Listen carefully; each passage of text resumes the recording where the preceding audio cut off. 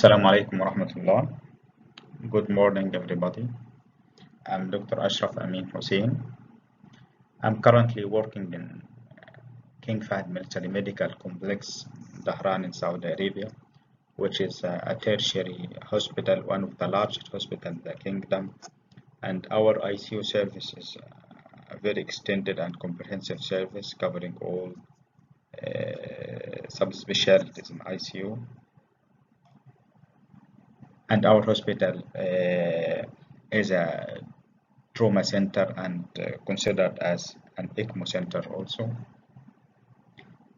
It's my pleasure to share with you this important topic and highlighting some important information regarding cardiopulmonary resuscitation in COVID-19 pandemic. My objectives to come through basics and adult chain of survival and critical concept of resuscitation, and understanding aerosol generating procedures and CPR challenges in COVID-19, and to have general principles for resuscitation suspected or confirmed COVID-19 cases, and to share with you our local protocol for CPR in suspected or confirmed cases in COVID-19. But please note, I'm just highlighting only intra-hospital cardiac arrest for COVID-19 related issues. I'm not covering all CPR in detail. For this reason, you need to follow your local protocols and standard of care. And definitely, COVID-19 is very dynamic and a lot of updates, but this one is the current situation and current recommendation. First of all, I'd like to share with you the ACLS, the American Heart Association, other chain of survival, starting by surveillance and prevention of cardiac arrest through implementing a system like rapid response team to catch up any deviation in vital signs in the patient situation before developing cardiac arrest. All of us know that maybe the patient before developing cardiac arrest intra-hospital, he might have a deranged physiology for up to 8 hours before the event of cardiac arrest. Then go to early recognition of cardiac arrest and activation of code blue, early cardiopulmonary resuscitation with an emphasis on chest compression, rapid defibrillation, and early advanced life support and post-cardiac arrest care. When coming to resuscitation, it is a science, needs theoretical study and thinking, need simulation courses, and need practice under supervision, and need to continue in practice.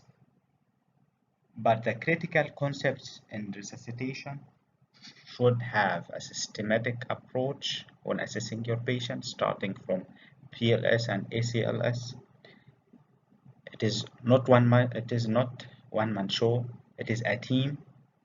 So should have to have good outcome. Should have effective and high performance team with a high performance team dynamics. And definitely, we need to emphasize on high quality CPR. What does it mean, high quality CPR?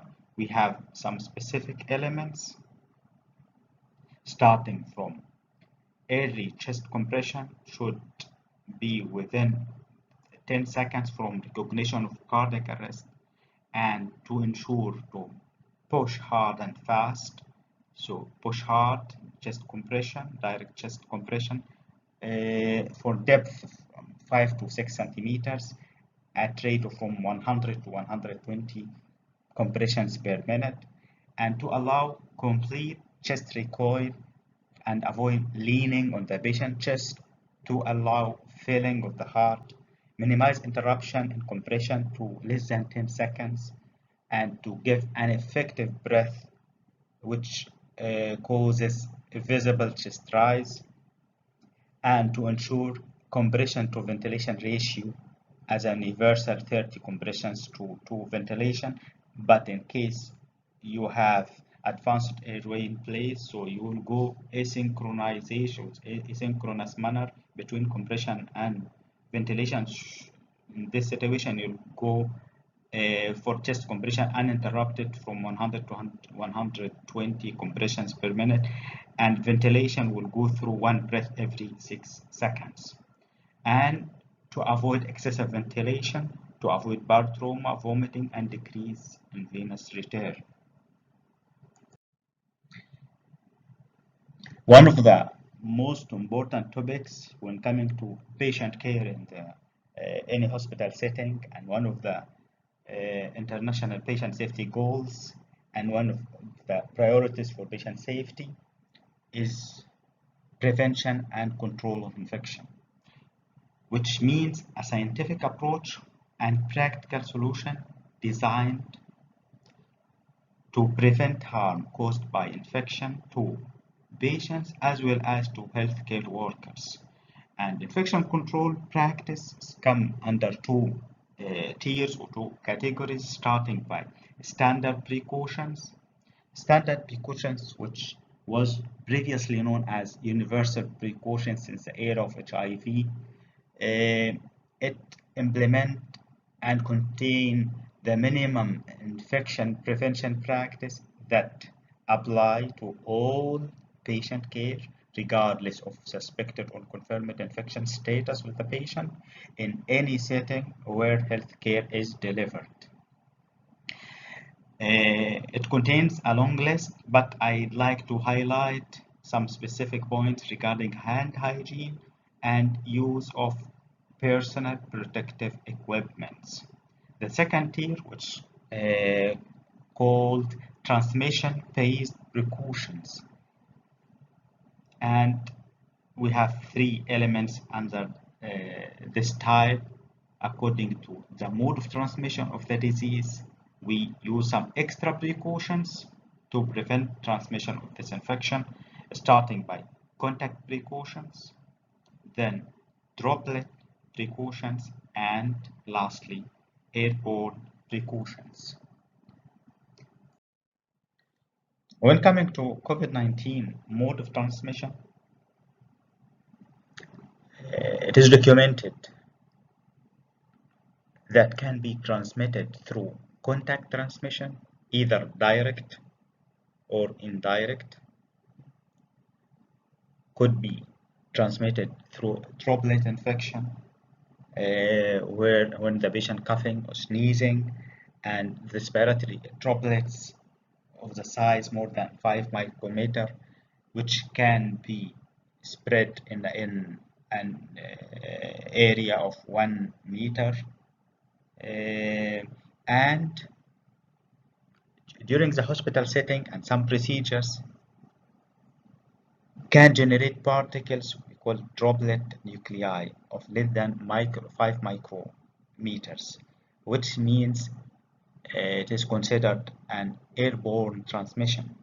These small particles can sustain in air and can travel a distance more than 1 meter.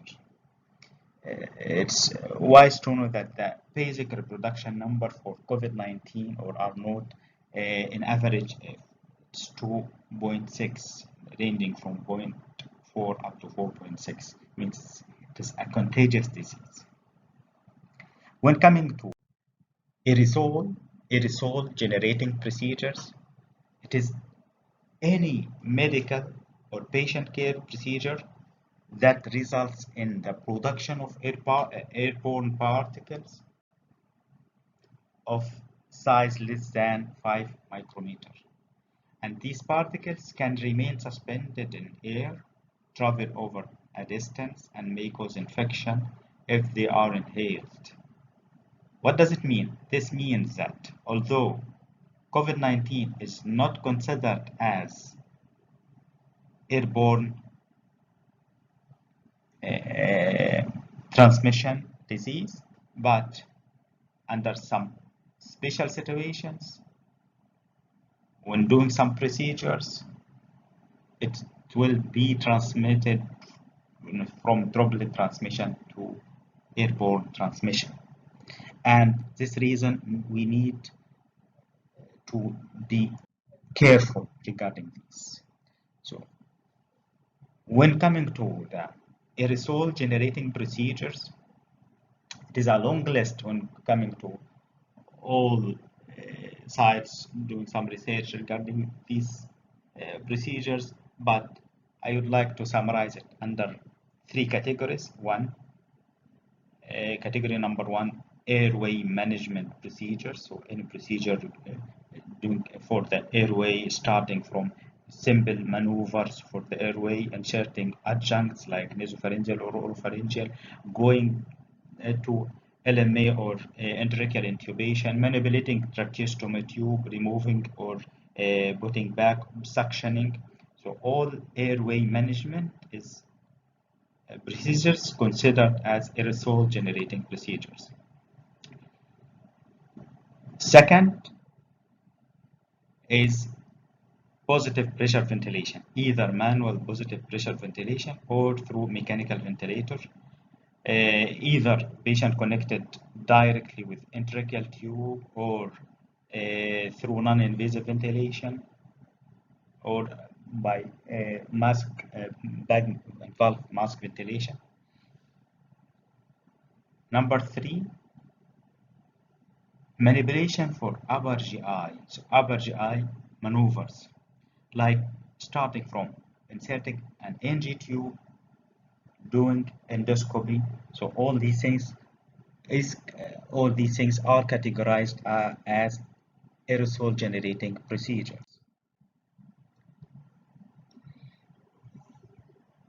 Is CPR considered as aerosol generating procedures? Why should know that? Why should we ask this question?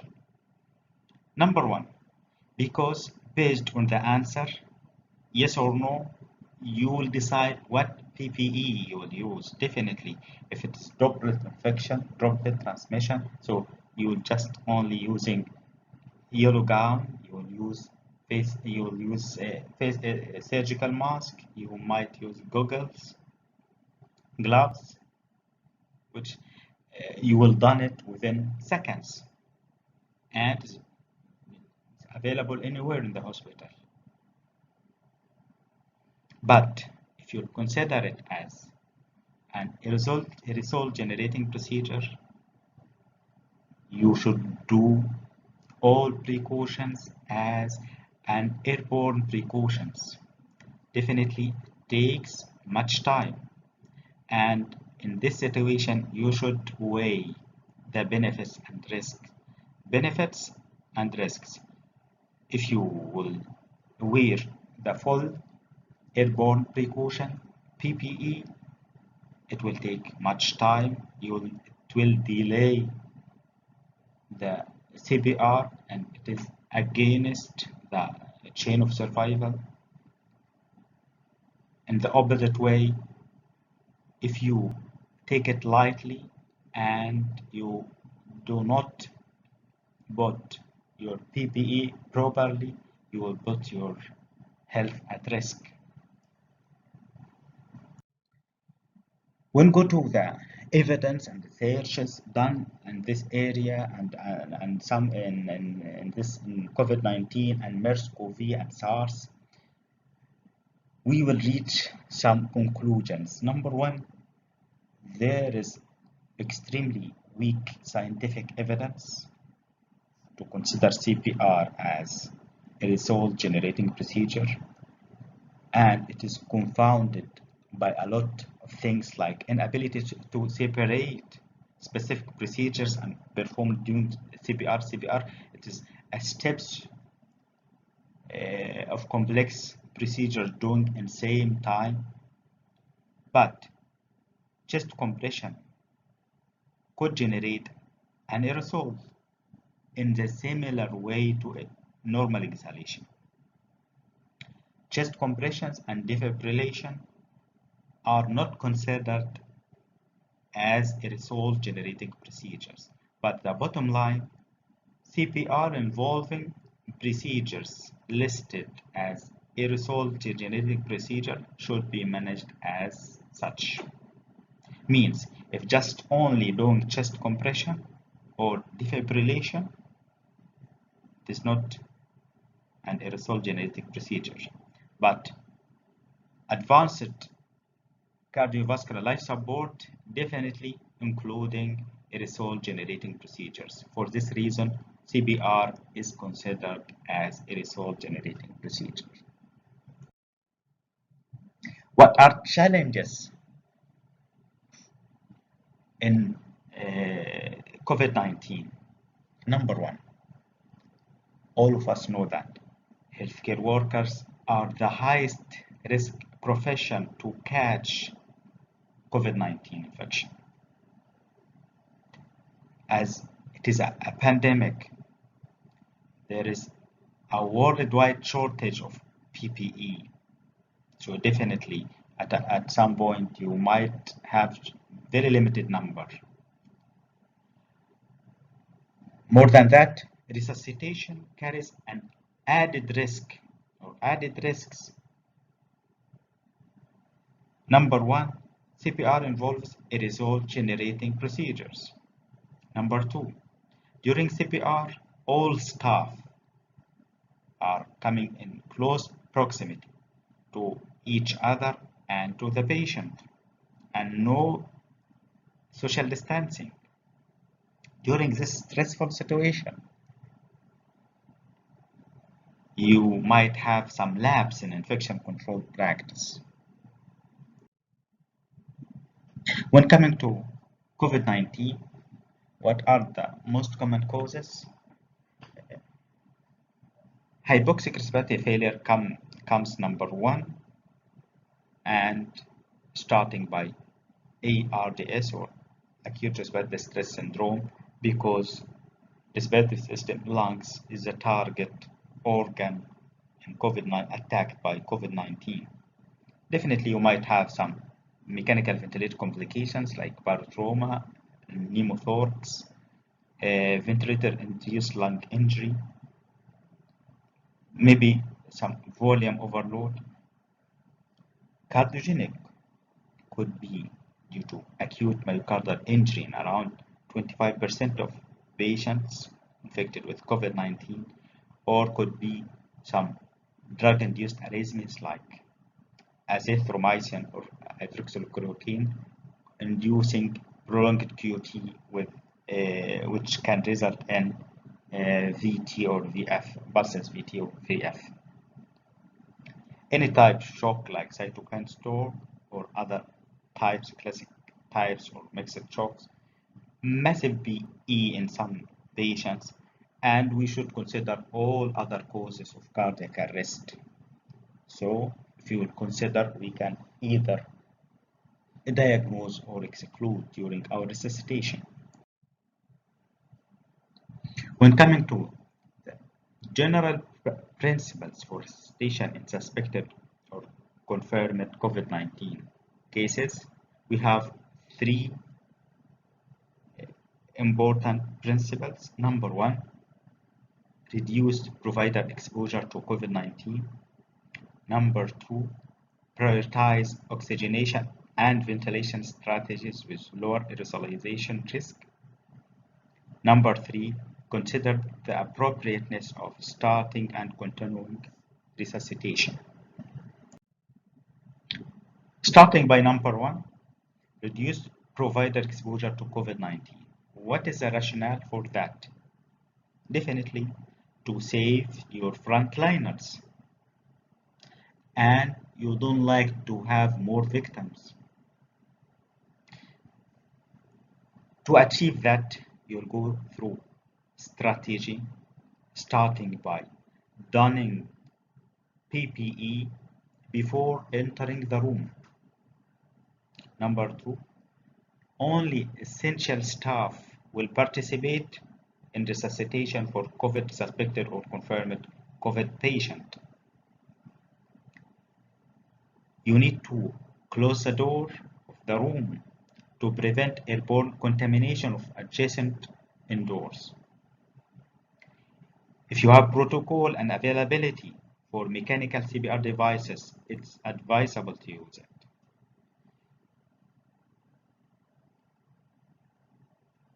We mentioned that COVID-19 is considered as a droplet infection. But if you have the availability and you are anticipating this patient might go worsening up to cardiac arrest, it is advisable to put him or her in negative pressure room to decrease contamination. And you need to communicate the patient status to all involved and new providers before their arrival, so they will have time to wear PPE and not to rush inside the patient room. Number 2 in our principles is prioritizing oxygenation and ventilation strategies with lower aerosolization risk. Our rationale in that, we know hypoxemia is the most likely cause of cardiac arrest, as we mentioned before, and intubation carries a higher risk of aerosolization. But we should consider a cuffed endotracheal tube connected to a ventilator with a HEPA filter in a closed circuit, resulting in a lower risk of aerosolization. So, your patient that developing cardiac arrest, either he was intubated before cardiac arrest and connected to mechanical ventilation, or not intubated. If your patient was intubated at the time of cardiac arrest, leave the patient on mechanical ventilators. Connect a HEPA filter if not connected from before. Maintain and ensure a closed circuit all the time, and reduce any disconnection.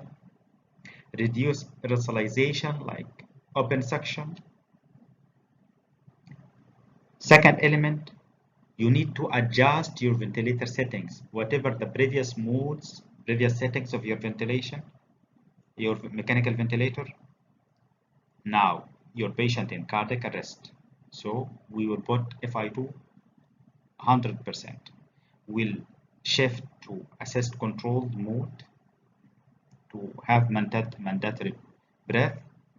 You will adjust tidal volume to 6 ml per kg idle body weight, and the rate will be 10 breaths per minute, or 1 breath every 6 seconds.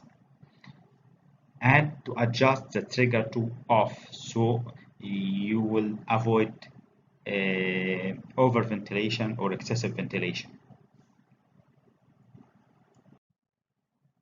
If your patient was not intubated at the time of cardiac arrest, number 1, you need to immediately assess the rhythm. If the rhythm denoting a chokeable rhythm like pulses VTAC or VF, you will do immediately defibrillation. And then you will consider immediate intubation. Put a cuffed endotracheal tube, connect to mechanical ventilator, attach HEPA filter, and minimize disconnections. During that, pause chest compression during intubation. You should ensure the best chance for first pass success by choosing the most expert person to intubate. So you will have minimum time, minimal trials. Number 2, use the best approach for intubation. Number 3, it's advisable to use video assisted laryngoscopy if it is available. So you will not come in close proximity to the patient airways. But if intubation will be delayed for any reason, you might consider either compression only CPR for adult, and use passive oxygenation using non-breathing face mask and putting a surgical mask on the patient face. So we'll put non-breathing face mask, and over this non-breathing face mask you will put surgical mask to minimize aerosol generation. And you might consider manual ventilation by bag valve mask machine or ambu bag after connecting LMA if available, or to use a tight seal and by using two hands technique. So one person will handle the face mask and to make a proper seal on the mask on the patient face and patient mouth and nose. And don't forget a HEPA filter to be connected.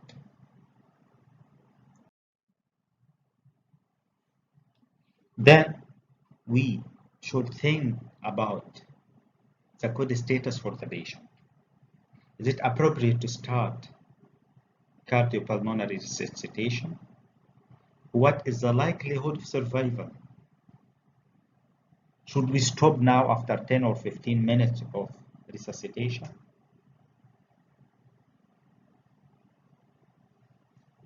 How can we think? How can we solve this problem? We need to remind ourselves by number one, CPR is a high intensity team effort, which means definitely will divert the attention of healthcare providers away from other patients. And as we mentioned before, might breaching the infection control measures. And number two, in the context of COVID-19 pandemic, all of us know that there are increased risks to healthcare workers to get infected, and resources could be profoundly limited.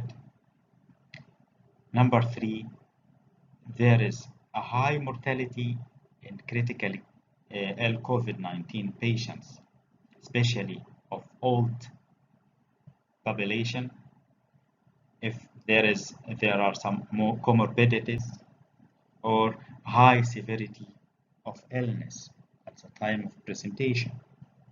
We need to weigh risks and benefits.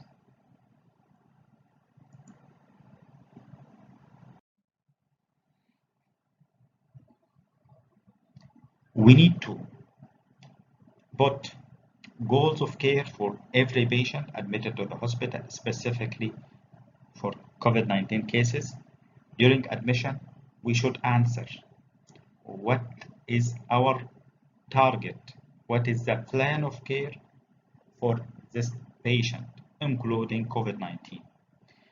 In case this patient get worse, how can we escalate the treatment? Do we need to go for invasive like intubation, CPR, or we'll go to palliation? We need to calculate the likelihood of survival if your patient get cardiac arrest based on patient functional status before cardiac arrest, severity of the disease, and how old your patient is. Regarding COVID-19 and ECMO, or extracorporeal membrane oxygenation, till now no strong data against or with using ECMO. COVID-19 is a pandemic disease attacking most of the countries all over the world with an increasing number. Some hospitals might have a very huge number up to consider as a disaster. In this situation, we should think about no code or disaster triaging. So if any patient was either COVID-19 or not COVID-19 developed cardiac arrest during this situation, so we will not announce code blue over the overhead paging or hospital wide. We will not do CPR.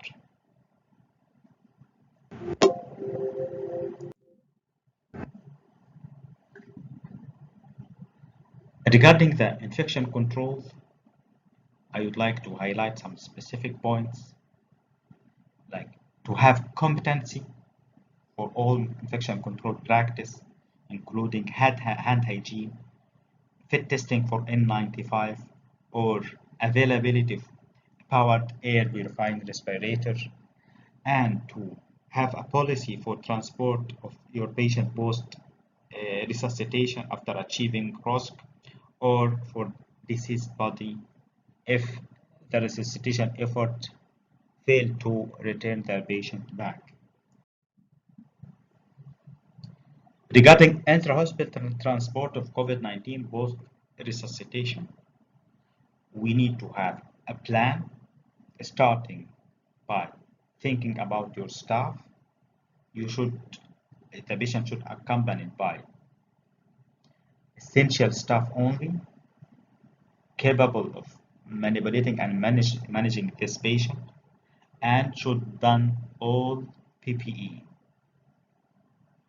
Regarding the patient, both surgical, if the patient is not intubated, both surgical mask, and be sure to follow all safety precautions for your patient. Should not move while the patient is unstable, or requirement from like vasopressors, monitors, and etc. Some advice to use cover all the patient. Regarding ventilation, try to avoid aerosol generating procedures like open suction, NIV, or high flow nasal cannula. If it's advisable to have your patient intubated, and to maintain closed circuits, and to connect HEPA filter. Regarding the route, should be a pre-planned, dedicated route, and should be cleared ahead of time before the patient pass.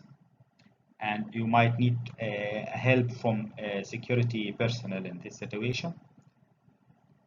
Housekeeping, you should have dedicated team to do terminal cleaning of the route, the whole route and elevator. Regarding, I'd like to share with you our local protocol. And for CPR and COVID-19, starting by, we have our Code Blue team, we have RRT covering adults and pediatrics, we have MUSE or maternal early warning score, and we have Code Blue committee with quarterly meeting and reviewing and auditing all episodes of Code Blue.